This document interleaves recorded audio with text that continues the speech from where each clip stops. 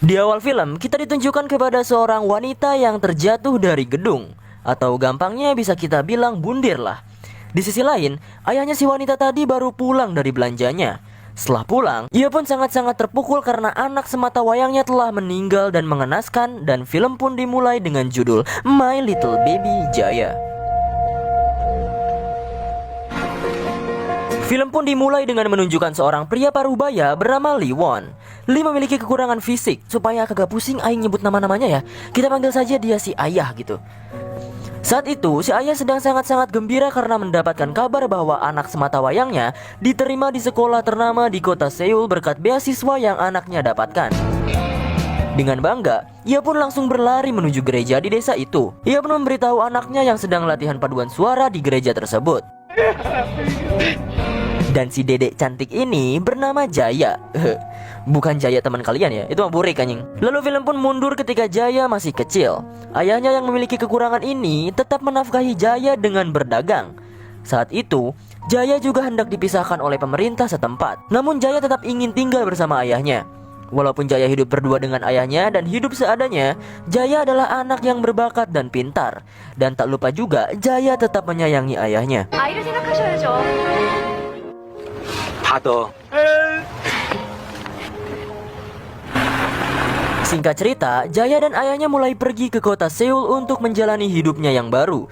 Mereka pun menempati rumah yang kecil dan cukup untuk ditinggali oleh 2 orang.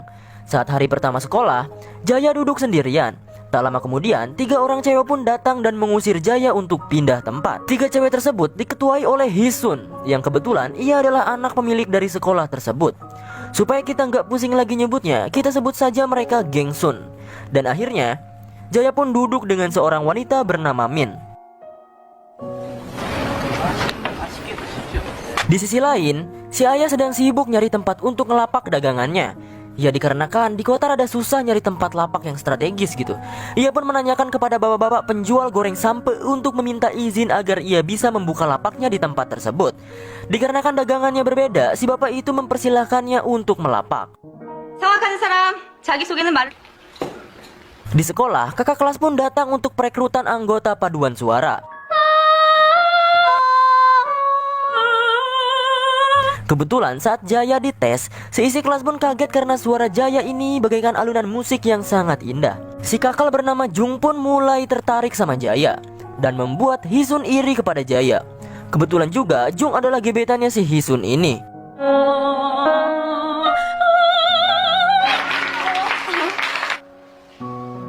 Hari demi hari hubungan pertemanan Jaya dan Min sangat dekat.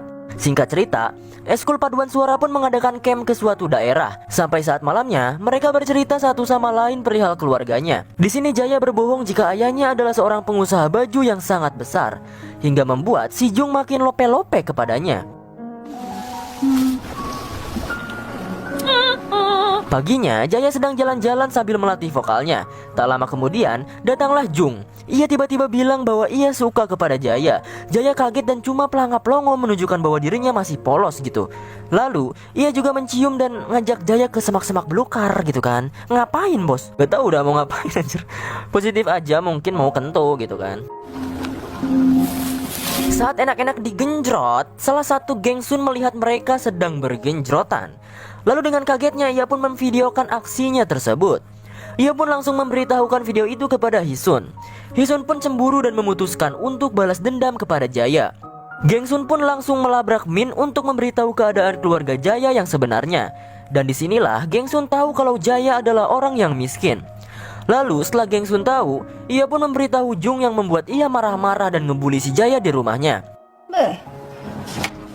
Ia pun mendegul-degulkan sirah si Jaya, bahkan membentak-bentak Jaya karena telah membohonginya dan merasa jijik dengan keadaan Jaya sekarang. Ia pun menyundutkan api rokoknya ke kulit Jaya hingga kulitnya terkelupas. Jaya pun akhirnya sadar bahwa semua ini adalah ulah si Hisun. Ia pun langsung mendatangi Hisun dan bilang bahwa ia hanya ingin bersekolah dengan tenang. Tapi si Hisun kagak mempedulikannya.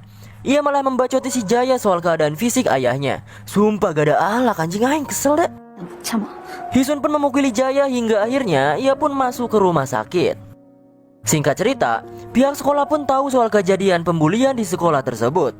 Hingga akhirnya para guru dan kepala sekolah pun mengadakan rapat. Tapi di balik semua itu, ibunya Hisun meminta sahabatnya Jaya sebagai sanksi, yaitu Min, untuk berbohong saat rapat nanti. Dan rapat pun dimulai. Min langsung berbicara bahwa Jaya sering membuli siswa-siswi di sekolah itu. Jaya pun kaget, tapi ia tahu kalau di balik semua itu, Min sedang diancam dan ia hanya bisa diam saja. Sementara itu, ayahnya si Jaya memohon-mohon dengan kasihan kepada pihak sekolah agar Jaya bisa dimaafkan. Namun setelah berdiskusi, pihak sekolah tetap akan mengeluarkan Jaya di sekolah itu. Setelah itu, Jaya pun berkata kepada ayahnya, mengapa orang-orang miskin seperti keluarganya selalu menjadi korban. Namun ayahnya hanya diam saja. 그러고 살고 싶어?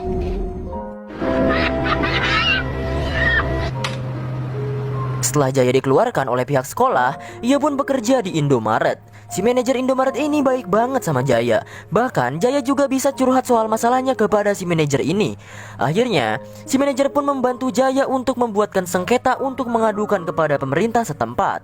Akhirnya, berita soal pembulian ini menyebar ke seluruh masyarakat dan membuat nama sekolah menjadi jelek, terutama untuk Hisun dan Jung yang membuat mereka gagal untuk melanjutkan bersekolah di luar negeri. Singkat cerita, tepat saat ulang tahun Jaya, Jung, Gengsun, bahkan sahabatnya Jaya yaitu Min dan lainnya datang ke rumah Jaya ramai-ramai. Bukannya mereka merayakan ulang tahun, mereka malah meringkus Jaya dan memperkaos Jaya bergilir. Min juga dipaksa untuk melihat Jaya yang sedang digitukan. Lalu mereka pun merekam Jaya yang sedang digenjrot. Jaya pun diancam, jika ia tidak menarik sengketa tersebut, video tersebut akan dikirimkan kepada ayahnya. Karena gak ada jalan lain, dan Jaya juga gak mau hati ayahnya sendiri kecewa ataupun sakit dan kesal, ia pun memutuskan untuk mencabut sengketa itu.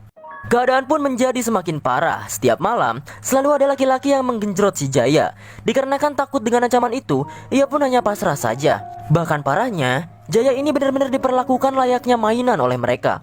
Mereka bebas melakukan apa saja kepada Jaya. Dan anjingnya, Gengsun pun memaksa Jaya menjadi PSK dan hanya dibayar 1% dari uang hasil PSK-nya.